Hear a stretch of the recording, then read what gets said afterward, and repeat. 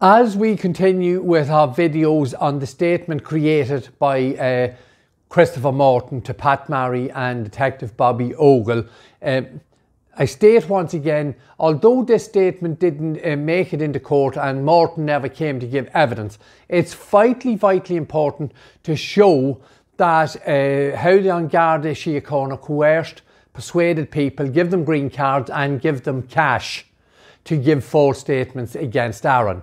Now, since I have mentioned on a number of occasions in the previous videos that Morton obviously didn't come to court, his statement never made it to court, and we have been asked the reason for that. So the reason for that is actually quite simple, but at the same time a little bit complex because of what was happening behind the scenes. But we'll go through initially first why this man here, Judge Michael White, refused to allow Morton in as a witness during Aaron's trial.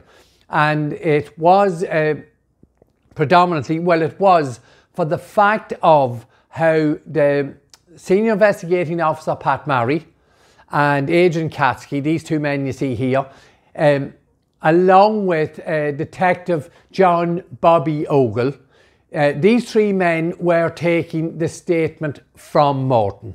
Now, we've shown you quite clearly Morton's statement is a complete load of bullshit, and I have stated quite categorically Christopher Morton is a downright liar.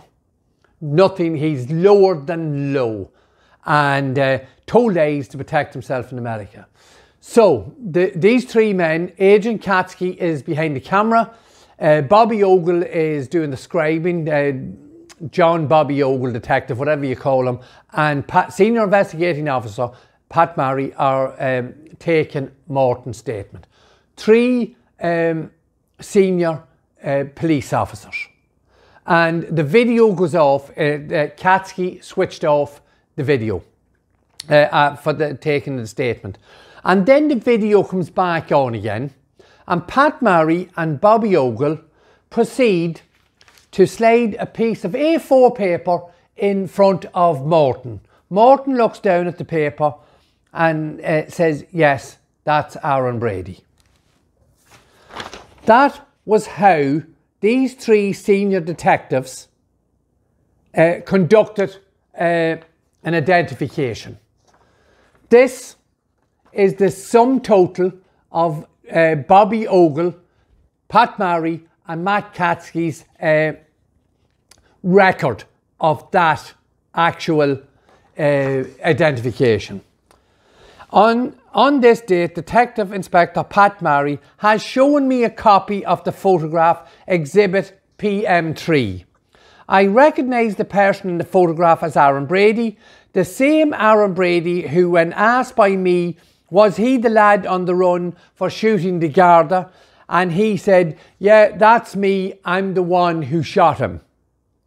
This statement has been read over to me and is correct. I don't wish to add anything further. I consent to the Garda using this statement as part of their inquiries. So that is the sum total of an identification in a capital murder case with our senior detectives. And it is disgusting to watch it, what Marry and Ogle actually done. Just like, who's that? Yeah, that's the man that I spoke to in the bar. But we have to go back to Morton's statement once again for more clarity on his condition and the lies he told, or how his statement makes absolutely no sense. So at the end of his statement, you can see it here at the bottom, I want to say that I had never seen the fella at the bar who said he was Aaron Brady before that night. I never saw him again after that night. So this is on the foot of, as you can see here, Morton was drinking all day on the Friday at a wedding, was drinking for 14 or 15 hours on the Saturday before this alleged meeting took place in the Tombstone.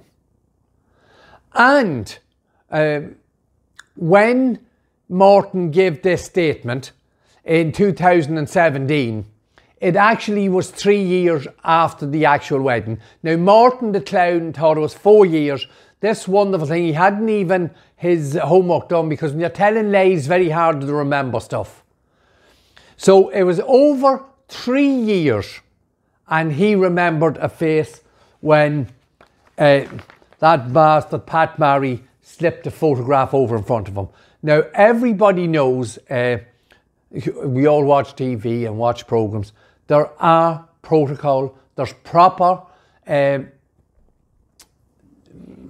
checks and measures in place in every police state for identification. At the very least, there should have been 6 or 8 photographs put in front of Morton. We very often see, and it still very much happens, there's an identity parade of the actual persons. So the fact that these 3 senior detectives undertook this collusion and coercion with Christopher Morton is absolutely beyond belief.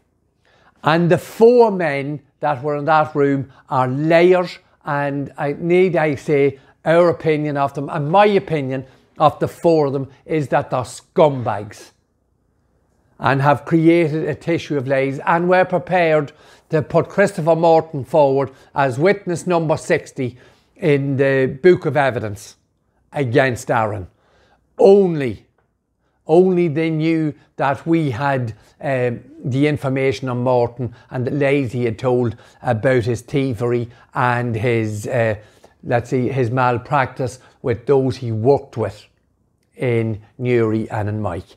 So I hope that covers up why this is. Judge Michael White did not allow the Morton to come as a witness because of the disgusting and absolutely sick behaviour of Marry and Detective John Bobby Ogle in association with Agent Matt Katske.